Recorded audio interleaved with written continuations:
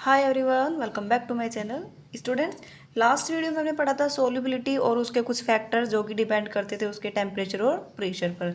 और आज हम पढ़ने वाले हैं vapour pressure of liquid solutions, यानी कि वेपर प्रेशर, उसका क्या इफेक्ट पड़ता है, कब ज़्यादा होता है वेपर प्रेशर, कब कम होता है, किस में, कैसे, ऑल ऑफ। ठीक है, तो चलिए स्टार्ट करते हैं vapour pressure of liquid solution.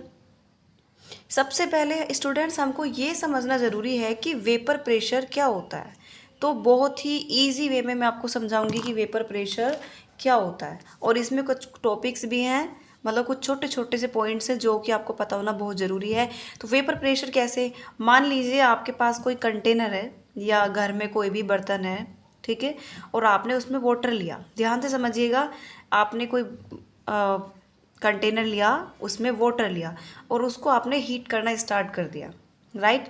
तो जैसे ही आप वाटर को हीट करोगे तो डेफिनेटली उसमें से वेपर निकलना स्टार्ट हो जाएगी। अंडरस्टैंड। तो जब उसमें वेपर निकलना स्टार्ट हो जाएगी तो वो मतलब वेपर निकलती रहेगी जब तक हम उस बर्तन को या उस कंटेनर को बंद नहीं कर देते। ठीक है, तो वेपर जो होगी वो निकल जाएगी, उसका कोई यूज़ नहीं है।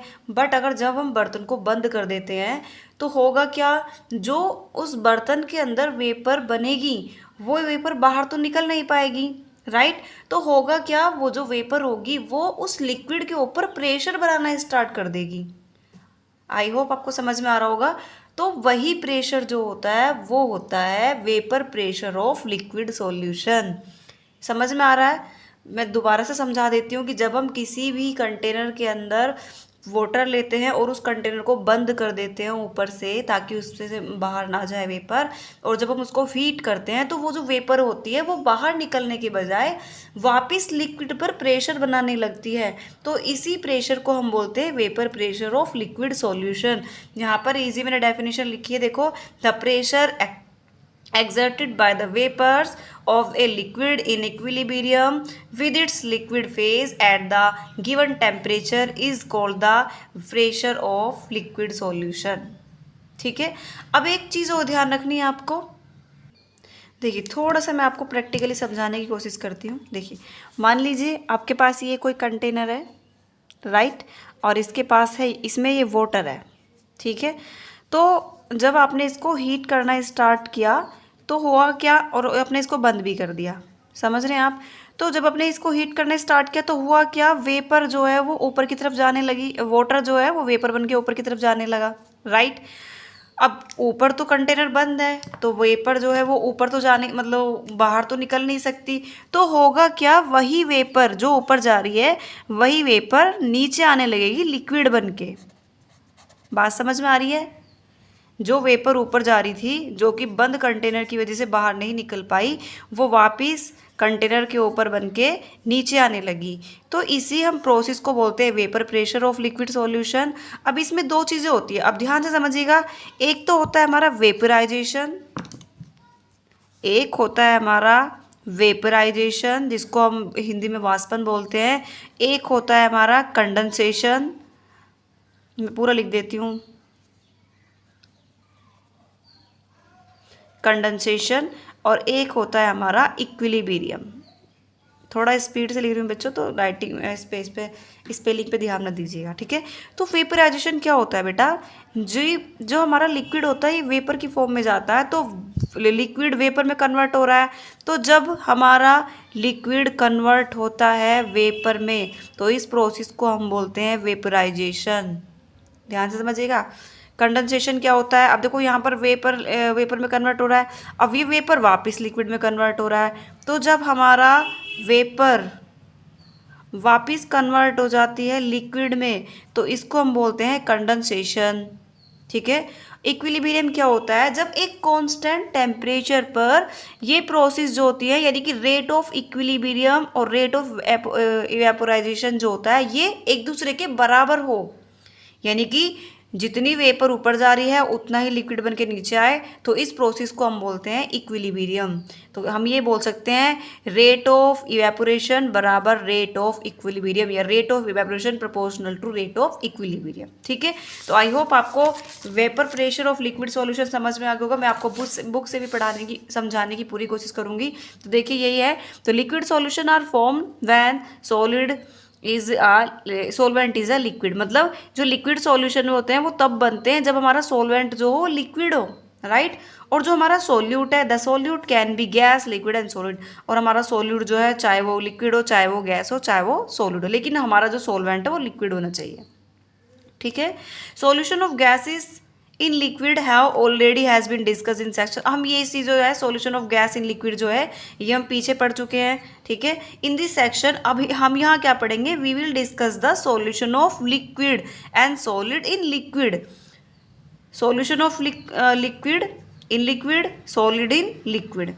अब क्या बताया कि सच अ सॉल्यूशन में contain one and more volatile component. इन्होंने कहा कि ये इस टाइप के जो सॉल्यूशन होते हैं ना, ये बने हुए होते हैं दो या दो से ज़्यादा या एक से ज़्यादा वोलाटाइल कंपोनेंट के साथ। अब क्वेश्चन है कि ये वोलाटाइल कंपोनेंट क्या होता है। पहली बात तो कंपोनेंट समझते क्या है, कंपोनेंट लाइक अ सोल्यूट, समझ में आ रही है आपको, सोल्यूट बोल सकते हो, सोलवेंट सोल्यूट कंपोनेंट होते हैं। और वोलाटाइल की बात करें तो बेटा देखो, एक होता है वोलाटाइल, एक होता है नॉन वोलाटाइल। तो वोलाटाइल जो होते हैं ये ऐसे कंपोनेंट होते हैं जो वेपर निकालते हैं, वेपराइज हो जाते हैं। ठीक है, और एक होता है नॉन वोलाटाइल, नॉन वोलाटाइल वो होता है जो वेपराइज नहीं होते। समझ में आ गया, बहुत इजी है। तो यही है कि वोलाटाइल कंपोनेंट होते हैं। Generally the liquid solvent is vaporised, generally अगर हम देखें तो जो हमारे लिक्विड सॉल्वेंट होते हैं ना वो वेपराइज ही होते हैं। समझ में आया। The solute may be not और नॉट मे बी नॉट, मतलब जो सोल्यूट है वो जरूरी नहीं है, हो भी सकते हैं नहीं भी, लेकिन लिक्विड सॉल्यूशन जो होते हैं वो मोस्टली वोलाटाइल यानी कि वेपराइज ही हो जाते हैं। ठीक है, that is the solution containing two component namely the solution liquid in liquid solution and solid in liquid. अब हम ये दो चीज़ें पढ़ेंगे। तो बेटा सबसे पहला आपका पॉइंट है vapour pressure of liquid liquid solution. ठीक है, अब इसको मान लीजिए, मान लो मैंने ये देखो लिखा है let us consider a binary solution. अब देखो बाइनरी सॉल्यूशन मैंने आपको लास्ट वीडियो में भी पढ़ाया था, फिर से बता देती हूँ। बाइनरी सॉल्यूशन ऐसा सॉल्यूशन होता है जिसके अंदर मतलब जो कंपोनेंट होते हैं, एक सोलवेंट होता है, एक सोल्यूट होता है, दो कंपोनेंट होते हैं बेसिकली। ठीक है, बाइनरी लिखा है ना, तो दो कंपोनेंट से जब मिलकर बना होता है तो ऐसे सॉल्यूशन को हम बोलते हैं बाइनरी सॉल्यूशन। ठीक है, अच्छा चलिए बच्चों अब देखते हैं हम, देखो हम क्या देखेंगे, vapour pressure of liquid liquid solution. ठीक है, अब सपोज करिए, लेट सपोज मैंने यहाँ पर एक कंटेनर ले लिया। देखिए मान लीजिए मैंने यहाँ पर एक कंटेनर लिया, ठीक है, जिसके अंदर क्या है, हमारा एक प्योर सोलवेंट है, सोल्यूट मान लीजिए, सोलवेंट मान लीजिए, यानी कि ए मान लिया मैंने, कंपोनेंट है, प्योर कंपोनेंट। यहाँ पर मैंने एक ले लिया, इसमें मैंने ले लिया बी, यानी कि प्योर कंपोनेंट, जिसको हमने मान लिया बी। इतनी बात समझ में आ गई। ठीक है, अब मैंने एक दूसरा यहाँ पर एक कंटेनर ले लिया। अब इसमें क्या किया मैंने, कुछ तो ये ऐड किया और कुछ किया ये ऐड। आई होप आपको समझ में आ रहा होगा। ठीक है, तो इसमें हमारे पास दोनों आ गए, ए प्लस बी। इतनी बात आपको समझ में आ गई।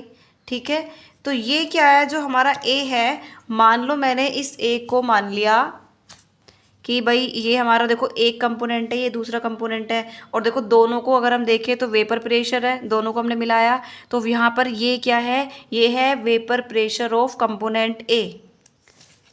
क्या है ये, अब मैंने इसको, पी तो हमारी वेपर प्रेशर है, राइट, तो P और A मतलब कंपोनेंट A, तो ये क्या है, हमारी vapour pressure of component A। ये जो हमने A लिखा है, ये क्या है, हमारी vapour pressure of component B। अब जब हम इन दोनों कंपोनेंट को हमने आपस में मिक्स किया तो ये हमारा एक सॉल्यूशन बन गया, राइट। तो ये जो सॉल्यूशन है ये मिक्सचर क्या बनेगा, हमारा वेपर पार्शियल वेपर प्रेशर। अब ये हमारा क्या बन जाएगा, PA प्लस PB तो है, बट ये हमारे पार्शियल वेपर प्रेशर है, राइट। तो ये क्या है, हमारा partial vapour pressure of, partial vapour pressure of component A and B. I hope बच्चों आपको इतना समझ में आ गया होगा। ठीक है, तो वेपर प्रेशर क्या होता है कि जब हमारा कोई लिक्विड होता है वो वेपर बनना स्टार्ट कर देता है, और बंद होने की वजह से, कंटेनर बंद होने की वजह से जो वेपर हो जाता है वो लिक्विड पर प्रेशर लगाता है, तो उसको हम बोलते हैं वेपर प्रेशर ऑफ लिक्विड। तो मैंने ये छोटा सा एक एग्जाम्पल लेके बताया कि भाई जब हम दो प्योर कंपोनेंट को आपस में मिक्स करते हैं, अब इसका रोल खत्म हो गया। ठीक है, मिक्स कर दिया ये दोनों के, तो पार्शियल वेपर प्रेशर निकल के आ गया। ठीक है, तो टोटल वेपर प्रेशर होगा तो ये यही तो टोटल प्लस लगा दे, यानी कि यही तो हमारा टोटल वेपर प्रेशर है। ठीक है, तो ये प्योर कंपोनेंट ए है, ये प्योर कंपोनेंट बी है।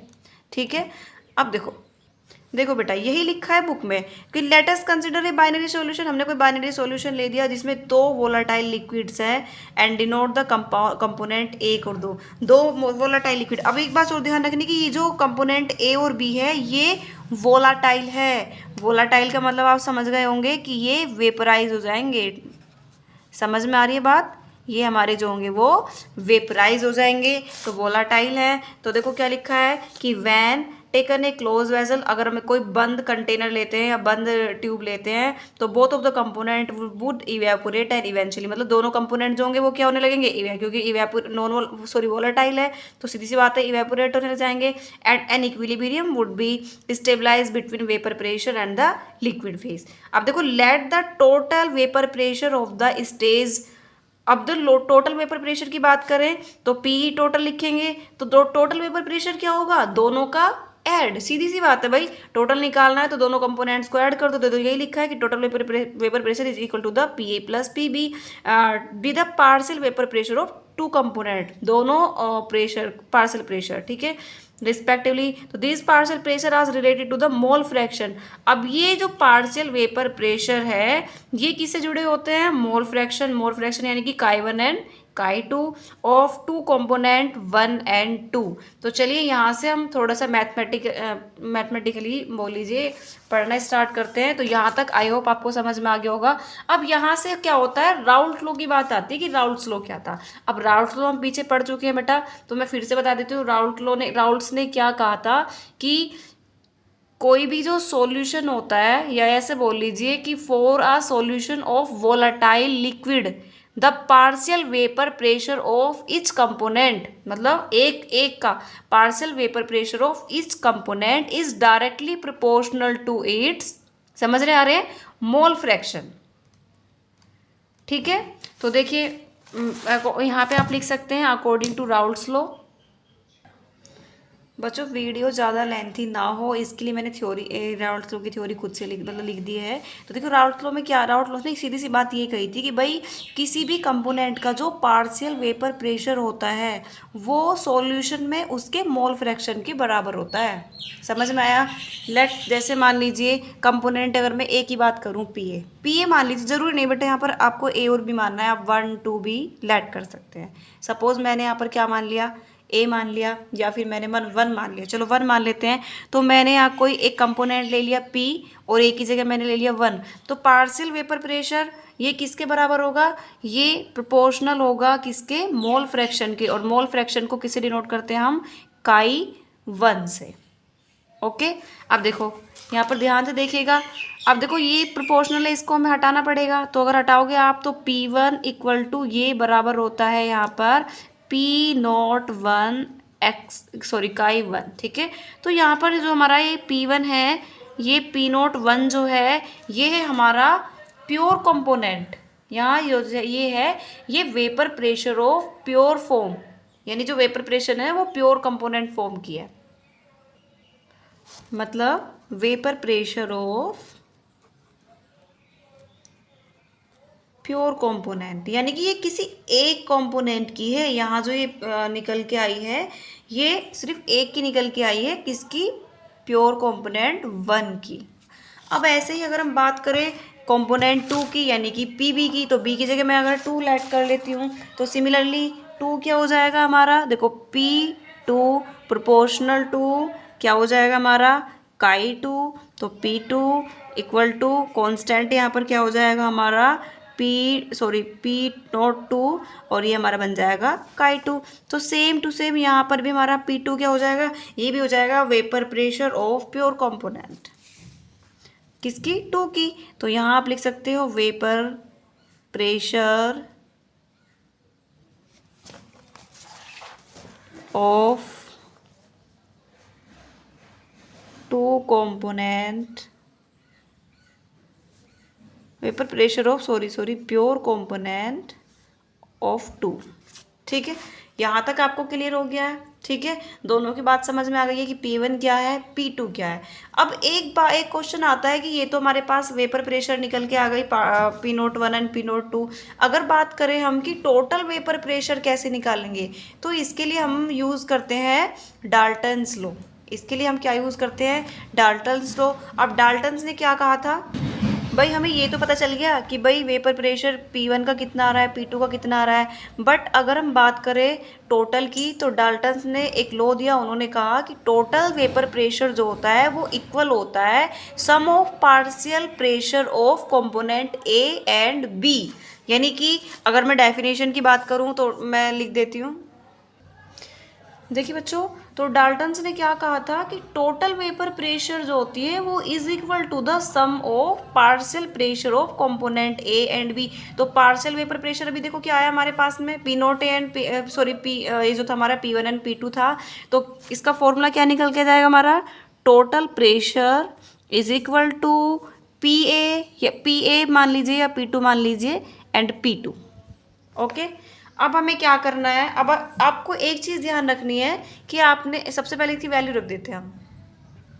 देखिए PA की वैल्यू हमने भी जस्ट पीछे निकाली है, ये वैल्यू है PA की, और ऐसी सेम हमने P2 की वैल्यू रखी है। तो अब हम यहाँ पर इसकी अगर वैल्यू रखें तो P1 की जगह हम क्या रख सकते हैं, P01 काई 1 प्लस P02 काई 2। यहाँ तक कोई दिक्कत नहीं है। अब आपको बेटा एक चीज़ ध्यान रखनी है, आपने पहले भी पढ़ा होगा, मैं फिर से एक बार आपको याद दिला रही हूँ कि मोल फ्रैक्शन में हमने ये पढ़ा था कि कितने भी कंपोनेंट हो, 1 2 3 जितने भी कंपोनेंट हो वो इक्वल टू होते हैं 1 के, राइट।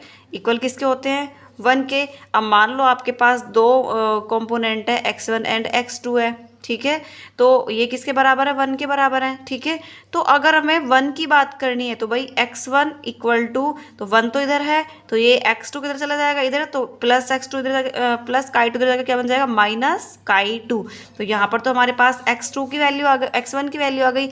अगर अब x2 की बात करें तो x2 यहाँ पर है इक्वल टू 1 यहाँ पर है। अब ये जो x1 है ये इधर चला जाएगा, तो ये 1 माइनस x1 बन जाएगा। क्लियरली समझ में आ रही है। तो यहाँ से हम x1 और x2 की वैल्यू निकाल सकते हैं। अब आप एक चीज़ देखो यहाँ पर कि हमारे पास x1 और x2 दोनों है, तो हमें सिर्फ एक की ही लेट करनी है, ठीक है। तो देखो यहाँ पर हमने क्या किया, P1 जो है, P1 की वैल्यू तो नहीं निकाल सकते, तो ये तो हमने ऐसे लिख दिया P01, और यहाँ पर देखो x1 है। अब एक देखो x1 की वैल्यू अभी जस्ट हमने निकाली है, यहाँ पर ये रही 1 माइनस x2। तो हम यहाँ पर इसको ब्रैकेट में क्या लिख सकते हैं, 1 माइनस x2 लिख सकते हैं, प्लस P02 और x2 दोनों की हम एक साथ नहीं निकाल सकते, इसलिए हमें सिर्फ एक लेना होगा। तो हमने यहाँ पर कंपोनेंट 1 का मोल फ्रैक्शन ले लिया। ओके, अब देखिए ये वैल्यूज हो गई। अब इसके अंदर मल्टीप्लाई कर देंगे हम, तो क्या बनेगा, P01 minus P01 x2 plus P02 काई 2। अब आप एक चीज़ नोटिस कर रहे होंगे अगर कि यहाँ पर जो है हमारा x जो है वो कॉमन है, राइट। तो अगर हम इसको कॉमन ले लें x को, तो पहले हम एक काम करते हैं, इसको उधर ले लेते हैं, इसको उधर। तो हम इसको ऐसे लिख सकते हैं P01 प्लस P02 काई 2 माइनस P01 काई 1। अब आप देखो ये जो x2 है ये कॉमन है, तो हम इसको P1 नॉट प्लस ये हमारा क्या बन जाएगा, P02 माइनस P01, और हमने ये काई 2 ले लिया कॉमन। तो आपको ये वैल्यू दिखाई दे रही है, ये जो वैल्यू है ये हमारी निकल के आ गई पार्शियल वेपर प्रेशर, यानी कि टोटल पार्शियल वेपर प्रेशर, ये निकल के आ गया हमारे पास। ओके, अब आपने एक चीज़ देखी कि यहाँ पर हमारे पास मोल फ्रैक्शन x2 यानी कि एक ही कंपोनेंट की चीज़ हो रही है, राइट। तो सिंपल सी बात ये है कि जो टोटल वेपर प्रेशर होता है वो सिर्फ एक ही कंपोनेंट के मोल फ्रैक्शन पर डिपेंड करता है, चाहे वो 1 हो चाहे वो 2 हो। तो यहाँ पर जो टोटल वेपर प्रेशर है वो x2 जो है x2 के मोल फ्रैक्शन पर डिपेंड कर रहा है। इतनी बात समझ में आ गई आपको? अब बात करते हैं बेटा ग्राफ की, प्लॉट की, कि इसमें ये वैल्यूज़ वगैरह कैसे दिखाई गई हैं। देखिए बच्चों, मैंने यहाँ पर थोड़ा सा आपको समझाने के लिए एक प्लॉट बनाया है, मतलब ग्राफ बनाया है। तो यहाँ पर आपको वेपर प्रेशर और मोल फ्रैक्शन के बीच में बताया गया है कि कहाँ पर क्या चीज़ें घट रही है, क्या चीज़ें बढ़ रही है। अब मान लीजिए, देखो यहाँ पर काई 1 और यहाँ पर नीचे काई 2 है, ठीक है। एक चीज़ आपको ध्यान रखनी है, पार्शियल वेपर प्रेशर जो होता है वो दोनों कंपोनेंट का कभी भी बराबर नहीं होता। एक का है तो एक का कम होगा, एक का ज़्यादा है तो एक का कभी भी किसी का भी शून्य नहीं होता, राइट। तो अब एक सपोज करो यहाँ पर आपका एक का बढ़ेगा तो एक का घटेगा। तो यहाँ पर जो हमारा मोल फ्रैक्शन यानी कि काई 1 जो है वो 1 है, तो यहाँ पर 0 हो जाएगा। अब जैसे जैसे ये बढ़ता जाएगा तो एक बढ़ेगा तो एक घटेगा, राइट। अब वेपर प्रेशर की अगर बात करें तो देखो यहाँ पर एक पॉइंट है, ठीक है। तो ये देखो यहाँ पर जो हमारा मोल फ्रैक्शन है वो यहाँ पर बढ़ रहा है, एक तरफ यहाँ पर बढ़ रहा है। देखिए यहाँ पर देखो, आप देख सकते हो काई 1 जो है वो 1 से लेके 0 तक जा रहा है, राइट। तो जैसे जैसे काई 1 डिक्रीज होगा तो P1 की वैल्यू भी डिक्रीज होती जाएगी। ये हमने जस्ट पीछे पढ़ा था कि ये एक दूसरे के प्रोपोर्शनल होते हैं, है ना। तो काई 1 घटेगा तो डेफिनेटली P1 घटेगा, काई 2 बढ़ेगा तो P1 बढ़ेगा। तो यहाँ पर देखिए काई 1 जो है वो घट रहा है तो P1 की वैल्यू जो है वो भी घटती जा रही है। फिर देखो काई 2 जो है यहाँ पर 0 से यहाँ पर बढ़ रहा है तो ये बढ़ता जा रहा है, तो यहाँ पर देखिए वैल्यू ये भी बढ़ती जा रही है। तो सीधी सी बात है, जो हमारा P1 यानी कि पार्शियल वेपर प्रेशर है वो मोल फ्रैक्शन की जो होता है वो प्रोपोर्शनल होता है। अब बच्चों एक क्वेश्चन आता है कि हमें ये तो पता चल गया कि भाई हम जब किसी भी लिक्विड को हीट करते हैं तो वेपर बनती है, राइट। लेकिन ये कैसे पता चलेगा कि भाई दोनों कंपोनेंट हैं, वो दोनों कंपोनेंट आपस में मिलाए, हीट किया, मान लो आपने कोई लिक्विड लिया, उसके अंदर आपने कोई दूसरा सोल्यूट लिया, यानी दो कंपोनेंट लिए, तो आपने जब उसको हीट किया तो वेपर निकली डेफिनेटली, राइट। तो हमें ये कैसे पता चलेगा कि जो वेपर निकली वो किसकी वेपर ज़्यादा निकली, किसकी वेपर कम निकली। तो इस चीज़ का पता लगाने के लिए हमने अगेन डाल्टन्स लॉ पढ़ा। तो डाल्टन्स लॉ ने क्या बताया था कि भाई जो टोटल पार्शियल वेपर प्रेशर होता है वो P1 एंड P2 के बराबर होता है। लेकिन अगर हम वेपर फेस में देखें तो वेपर फेस में जो होता है वो mole fraction of one component जो होता है उसको हम Y1 से डिनोट करते हैं। देखिए यहाँ पर लिखा है, तो the composition of vapour pressure in equilibrium with the solution determined by the partial vapor pressure of the component if y1 and y2 are the mole fraction of the component 1 and 2। मतलब ये y1 y2 कहाँ से आई, y1 और y2 ये दोनों जो है ये है mole fraction of component 1 of vapour phase, mole component of second वाले का। तो देखो यहाँ पर जो P1 है वो P1 और y1 और P टोटल के बराबर है, और जो P2 है वो y2 और P टोटल के बराबर है। या फिर आप इसको ऐसे लिख सकते हैं y1 equals to P1 by P total, y2 equals to P2 by P total. बच्चों मैं इसको कॉपी में एक्सप्लेन कर दूं बट वीडियो ज़्यादा लंबी हो जाएगी, आपको इंटरेस्ट नहीं आएगा, इसलिए मैं आपको जस्ट ऐसे ही इसमें एक्सप्लेन कर रही हूँ। मैं कोशिश करूँगी आपको बताने की। देखिए बच्चों, लास्ट में मैंने अब यही बताया था कि हमें ये तो पता चल जाता है कि भाई वेपर प्रेशर जो है वो मतलब निकल रही है, इवेपोरेट हो रही है, बट किस कंपोनेंट की कितनी हो रही है इसके लिए हमारे पास क्या होता है, डाल्टन्स ने ये बताया कि जो हमारा मोल फ्रैक्शन ऑफ कंपोनेंट 1 होता है उस ऑफ वेपर फेज उसको y1 और y2 दोनों से डिनोट करेंगे। तो y1 जो है ये मतलब ये है mole fraction of component 1 of vapour phase, ठीक है। तो y1 जो है वो P यानी कि vapour pressure of total vapour pressure, y2 vapour pressure of two component 2 by P यानी कि P टोटल। तो जनरली हम इस तरह लिख सकते हैं, जो हमारी वेपर प्रेशर है वो बराबर होगी y1 यानी कि y1 मतलब mole fraction of component 1 of vapour phase P total, and P2 होगा y2 P टोटल। ओके देखो बेटा, अब एक छोटी सी इंटरेस्टिंग सी चीज़ है कि Raoult's law as a specific case of Henry's law. अब राउस लो और हेनरी लो दोनों ने मतलब दोनों ने कुछ चीज़ें सिमिलर बताई, कुछ चीज़ें डिफरेंट बताई। वो क्या बताई कि राउस लो ने क्या कहा कि जो हमारा मोल फ्रैक्शन होता है, सॉरी, जो हमारा वेपर प्रेशर होता है वो मोल फ्रैक्शन के बराबर होता है। ठीक है, ये पार्शियल वेपर प्रेशर है। हेनरी ने भी यही बात की कि जो हमारा प्रेशर होता है वो मोल फ्रैक्शन के बराबर होता है। बट दोनों ने जो हमारा कांस्टेंट वैल्यू दिया, ये पार्शियल वेपर प्रेशर और यहाँ पर ये हेनरी कांस्टेंट है, ये दोनों डिफरेंट है। तो इन्होंने मेन बात तो दोनों ने सेम ही कही। कुल मिलाकर राउथ लो और जो हेनरी लो है ये दोनों सेम ही बात बोल रहे हैं, बट डिफरेंट इनमें जो है दोनों में कांस्टेंट है कि यहाँ पर ये जो है ये partial vapour pressure P01 and जो हमारा हेनरी कांस्टेंट है वो KH है। आई होप बच्चों आपको वीडियो अच्छी लगी होगी। अगर आपको वीडियो अच्छी लगी तो प्लीज़ चैनल को लाइक जरूर सब्सक्राइब करें। नेक्स्ट वीडियो में हम देखेंगे vapour pressure of solids in liquid solution.